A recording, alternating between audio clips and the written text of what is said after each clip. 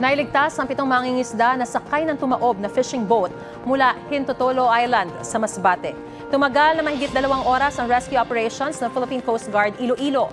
Ayon sa PCG, pumalaot ang 7 mangingisda noong 1 linggo pabalik sa estansya Iloilo nang salubungin sila ng malakas na hangin at matataas na alon. Iniimbestigahan ng PCG kung may paglabag ba ang mga mangingisda dahil pumalaot sila sa kabila ng nakataas na gale warning. Naabutan din silang walang life jacket. Igan, mauna ka sa mga balita. Panoorin ang unang balita sa unang hirit at iba pang award-winning newscast sa youtube.com/GMA News. I-click lang ang subscribe button.